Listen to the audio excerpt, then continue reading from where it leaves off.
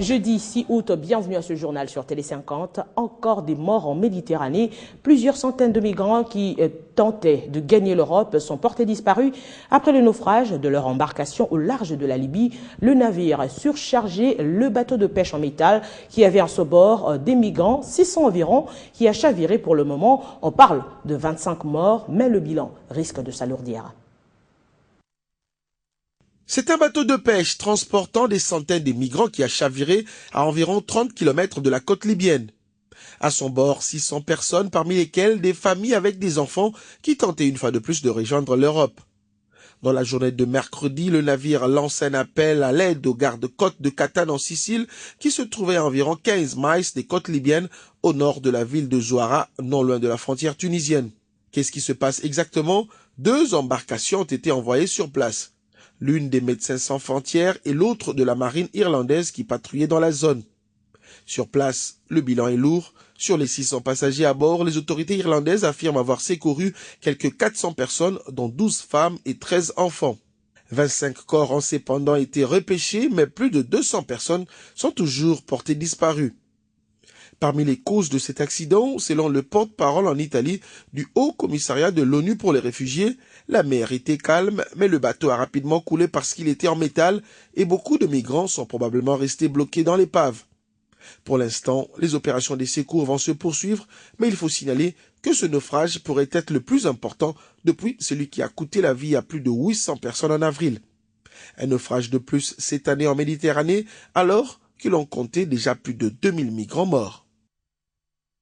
L'actualité au pays nous emmène au Nord Kivu a eu lieu le vol inaugural de l'aéroport de Goma avec l'avion présidentiel qui a emmené le chef de l'État en Égypte et l'aéroport a accueilli le 2e vol international de la compagnie Ethiopian Airlines en provenance de la Belgique. Cette cérémonie a eu lieu hier mercredi, soit 48 heures après avoir lancé les travaux de construction de la nouvelle aérogare et du prolongement de la piste de cet aéroport.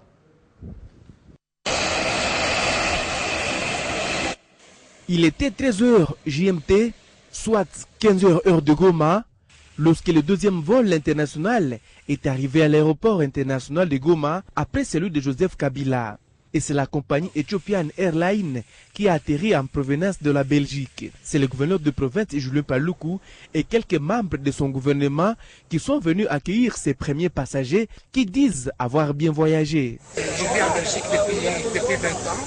Je n'ai jamais eu l'occasion de revenir parce que c'était difficile. Je ne veux pas revenir sur ça. Mais aussi, c'est toute une richesse vraiment pour nous qui vivons la diaspora, qui pouvons revenir, avoir des facilités. Et ça nous donne vraiment beaucoup de confiance dans la suite, dans le progrès de notre région. Désormais donc, l'aéroport de Goma est ouvert au monde entier. C'est que salue quelques habitants rencontrés à l'aéroport. Je suis très ravi, encore très ravi, parce que ça fait longtemps que nous attendions vraiment des vols internationaux. Aujourd'hui, vraiment, nous voyons Ethiopian Airlines atterrir ici à Goma. C'est un autre soulagement pour nous, surtout nous les commerçants. Nous pensons que la population a gagné et elle doit se réjouir. L'arrivée d'Ethiopian Airlines doit avoir un impact en attirant d'autres compagnies internationales. Hier, nous avons eu le président de la République qui, lui, est un homme, quand il promet, il réalise. Et bien, voilà ce qui s'est passé. Signalons que les autres compagnies sont annoncées à Goma. C'est notamment Kenya Airways, Bruxelles Airlines, les compagnies des Émirats Arabes Unis et bien d'autres grandes compagnies de renommée mondiale. Et puis ce déplacement de Joseph Kabila en Égypte, c'est sur invitation du président égyptien Abdel Fattah al-Sisi qui inaugurera ce jeudi le nouveau canal de Suez, un chantier colossal qui illustre les ambitions économiques de l'Égypte en présence de dizaines de dignitaires étrangers dont François Hollande. La cérémonie d'inauguration se tiendra à Ismaïlia au nord-est, en bordure du canal de Suez. C'est un événement qui intervient un an après l'arrivée au pouvoir de Sisi. À la primature, le Premier ministre Matata Ponyo a présidé hier une séance de travail avec une délégation des investisseurs sud-africains et chinois. Il était question au cours de cette rencontre de la construction d'une usine de cimenterie à Kimpese dans la province du Congo central. Ces différents investisseurs sont venus présenter au chef du gouvernement ce projet. We're investing in a cement plant Nous sommes des investisseurs dans une cimenterie qui s'appelle PPC et nous sommes l'une des cimenteries la plus grande de l'Afrique du Sud. Avec notre partenaire Barnett ici en RDC, nous sommes en train de nous étendre en Afrique, mais aussi nous avons une société ici en RDC qui s'appelle PPC Barnett. Nous sommes en partenariat avec Cinnamon, qui est une société chinoise qui travaille aussi en partenariat avec nous.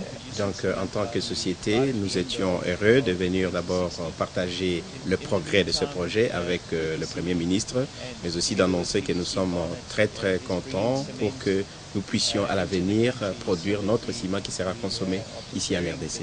En tout cas, nous pensons que le premier sac de ciment devra être produit vers la fin de 2016. Dans l'entretemps, ce que nous sommes en train de faire avec notre partenaire PPC RDC, c'est de faire venir notre marque de ciment. Comme ça, la RDC sera déjà habituée à cette marque et quand nous allons produire, nous saurons quels sont les réseaux de distribution de ces ciments qui sera produit par nous. L'actualité également, c'est la signature de cet accord de financement entre la RDC et la BAD au ministère de Finances. Cet accord sous forme de dons est estimé à 53,5 millions de dollars américains, destiné à couvrir le projet d'appui au développement du secteur privé et à la création d'emplois. La cérémonie s'est déroulée en présence de quelques bénéficiaires, notamment le vice-premier ministre de l'Emploi, le ministre du Plan, celui de PME ainsi que le DG de l'INPP. Ce geste va assurément promouvoir une croissance inclusive et qui est l'une des conditions pouvant réduire significativement les niveaux de pauvreté en République démocratique du Congo. Dans cette salle aménagée pour la circonstance, on peut voir très détendu et concentré le vice-premier ministre de l'Emploi, le ministre du Plan et celui des PME qui sont les bénéficiaires directs. Au conseil d'administration de la BAD, il a été attesté que la République démocratique du Congo réalisait des performances dans le cadre macroéconomique et dans le cadre de gestion. C'est ainsi que cet avis favorable lui a été accordé. Nous sommes un gouvernement de cohésion. La cohésion s'exprime à travers précisément la création d'emplois, la classe moyenne, l'enrichissement des Congolaises et des Congolais. À leur côté, il y a Maurice Chikuya. Lui aussi est bénéficiaire avec son très actif INPP.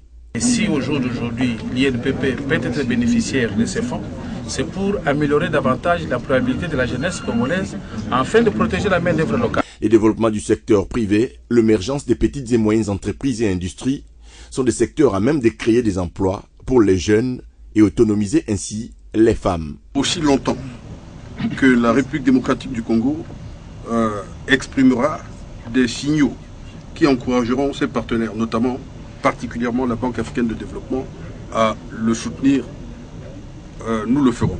Nous avons déjà l'échantillon des 600 femmes formées. Une fois formées, nous devons d'abord commencer par former les auxiliaires qui, une fois nous à Kinshasa, les auxiliaires vont continuer à faire le suivi, n'est-ce pas, de la formation sur terrain et collecter les mini-projets de ces dames, voir dans quelle mesure on reviendra vers le ministère de Plan pour présenter les projets de ces femmes.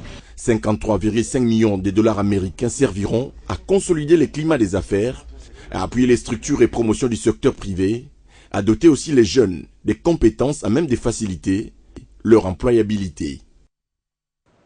Dialogue national, les partis politiques membres de la nouvelle classe politique et sociale regroupés au sein de l'opposition nationaliste demandent au représentant spécial du secrétaire général des Nations Unies en RDC d'offrir ses bons offices conformément à la résolution 2098 du Conseil de sécurité. L'opposition nationaliste qui continue de soutenir un dialogue essentiellement congolais et sous la modération des Congolais croit néanmoins que le chef de la MONUSCO peut encourager les politiques congolais à planir leur divergence d'approche. Cette plateforme politique de l'opposition a formulé sa demande dans un mémorandum déposé mercredi au siège de la MONUSCO.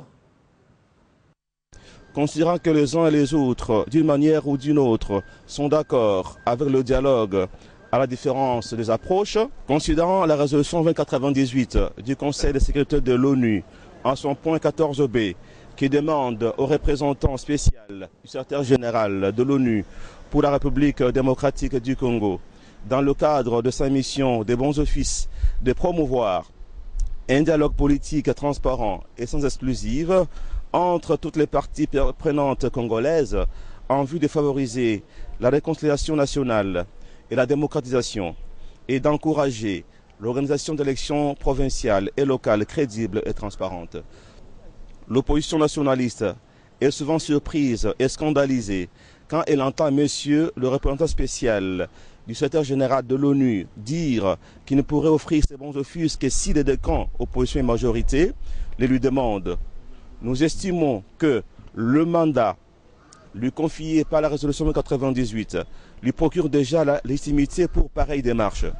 Nous lui demandons d'user de son influence pour arriver à mettre ensemble toutes les tendances de l'opposition, en vue de leur permettre de parler d'une même voix à la table de négociation au mieux des intérêts espérés de la nation. Nous exhortons, monsieur le représentant spécial sergent des Nations Unies, d'appliquer la disposition susévoquée en vue d'amener toutes les parties au dialogue tant attendu. Cela éviterait à notre peuple de revivre les scènes macabres 2006 et 2011. Une telle démarche consoliderait la paix dans notre pays en permettant à la classe politique de dégager un consensus avant qu'il soit très tard. Tout à fait autre chose, les entreprises publiques directement impliquées dans la diminution naturelle des eaux sur le fleuve étaient réunies au cours d'un déjeuner d'information pour réfléchir sur l'étiage ainsi que ses conséquences. Il était question pour tous ces acteurs, chacun à son tour, de mettre en lumière l'impact négatif de ce phénomène qui frappe de plein fouet l'activité socio-économique en RDC. Le fleuve Congo est en perte continuelle de sa ressource naturelle.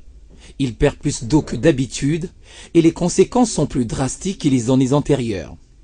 La situation est d'autant plus préoccupante que les conséquences sont ressenties dans quasiment tous les secteurs de la vie. La baisse considérable d'eau entraîne une incidence négative sur le transport fluvial et maritime, mais aussi un problème sérieux de la desserte en eau et en électricité.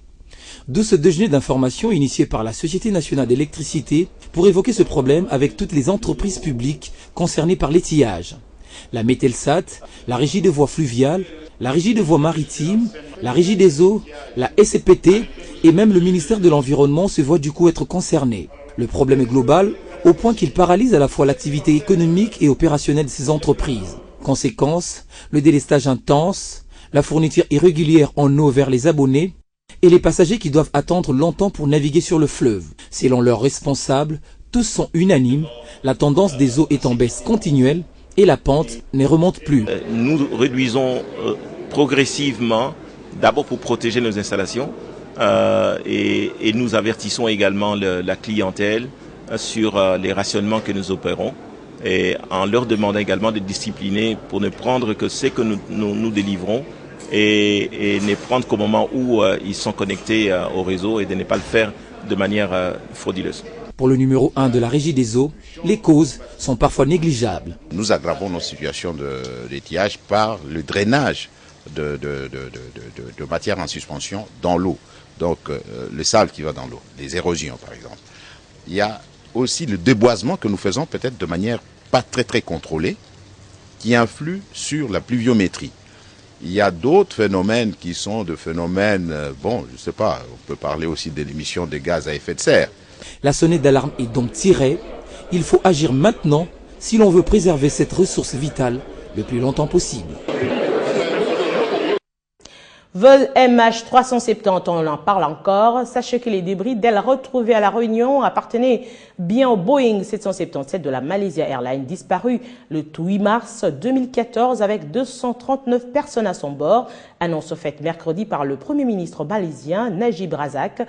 Le parquet de Paris a quant à lui parlé de très forte présomption. Le parquet de Paris qui tient une conférence de presse quelques minutes après l'annonce en provenance de la Malaisie s'est montré beaucoup plus prudent. Des analyses plutôt complémentaires débuteront dès jeudi à Toulouse. Dans un communiqué, la Malaysia Airlines a salué une avancée majeure vers la résolution de la disparition du MH370. On parle sport, l'SV Club de Kinshasa a repris avec les entraînements au stade Tata Raphaël. Les nouvelles têtes ont fait leur apparition. Florent Ibengue, qui est en plein reconstitution de son équipe après le départ de la plupart de ses cadres, mise sur la qualité, sur le choix des nouveaux cadres pour cette première séance d'entraînement. On note tout de même l'absence remarquée du capitaine Ebunga Simbi. C'est plus qu'effective la reprise des entraînements au sein de l'AS Vita Club, et ce, après la présentation des nouvelles recrues. Pour cette nouvelle saison sportive, Victoria Club compte étoffer son effectif avec la qualité et non la quantité. Tous ceux qui doivent être là sont là, à part les malades. Mais sinon, et on n'a pas fini, encore d'autres personnes qui vont nous rejoindre, je crois, jusqu'au début du championnat. Plusieurs matchs amicaux sont en vue et l'équipe envisage s'éloigner de la capitale pour une préparation un peu plus spécifique. On a prévu de faire 6 matchs, donc voilà, c'est prévu dans le cadre de la formation, de la préparation, pardon. Là, pour cette semaine, on va s'entraîner ici au stade Tata Raphaël, matin et après-midi. Ensuite, on ira au centre Kourara où on s'entraînera aussi matin.